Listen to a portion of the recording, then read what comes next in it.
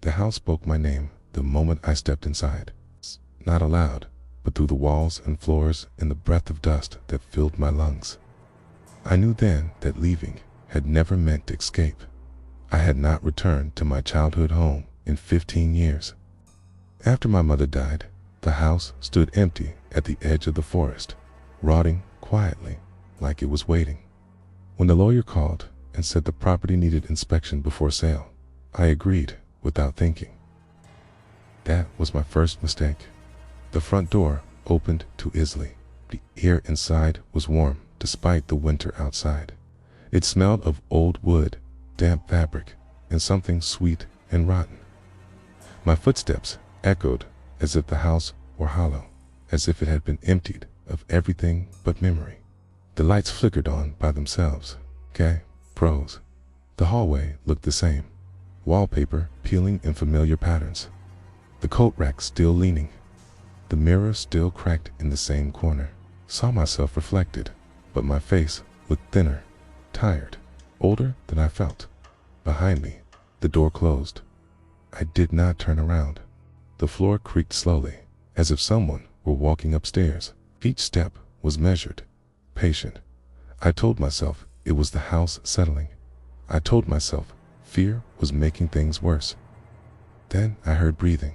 It came from the walls, from the ceiling, from inside the floorboards. Soft, wet breathing, like lungs filled with water. I moved forward into the living room. The furniture was covered in white sheets, but dark stains bled through them. The fireplace was blackened, as if recently used. A rocking chair sat in a corner, moving gently. No wind, no reason. The house remembered nights I wanted to forget. I remembered screams I buried deep. I felt it in my chest like pressure building. A whisper slid across my ear. You left me. I spun around. Nothing was there. The whisper came again, louder this time.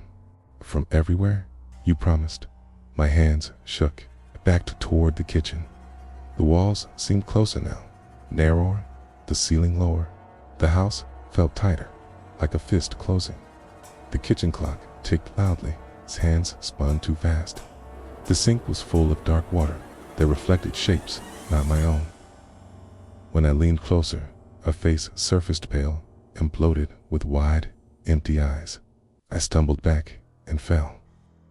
The water spilled across the floor, turning red. It crept toward me like it was alive. From it rose a figure shaped like a woman, but wrong in every way.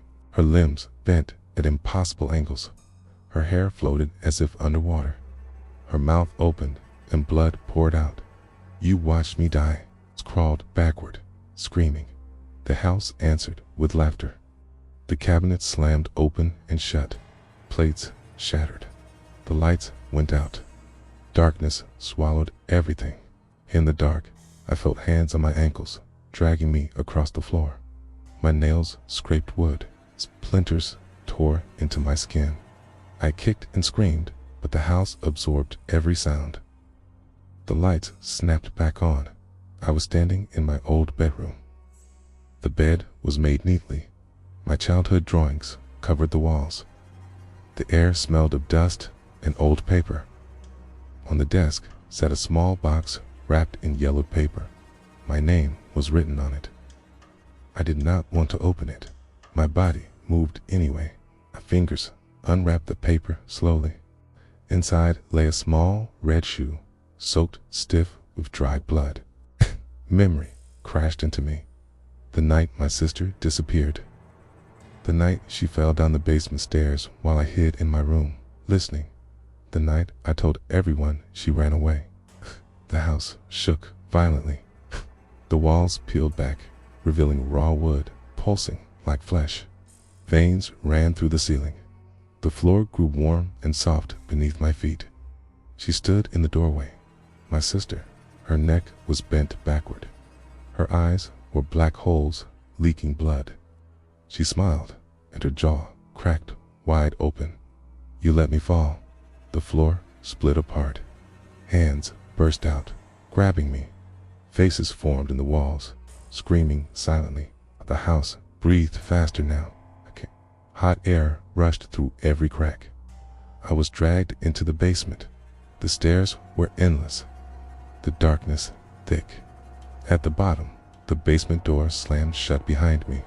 The room was lit by a single bulb, swinging slowly. The concrete floor was stained dark.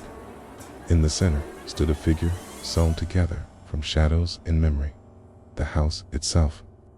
It spoke through 100 mouths. It said it fed on truth denied and guilt buried.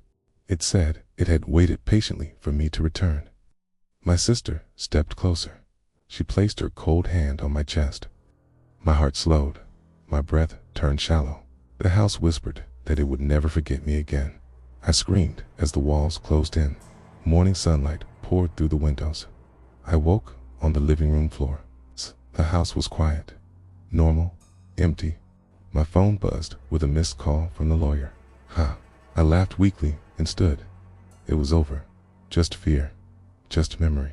As I reached for the door, I noticed something carved into the wood. Its small handprint from inside the walls came breathing. The house remembered me. If you enjoyed the story, please hit that like button and subscribe for more. Thanks for listening.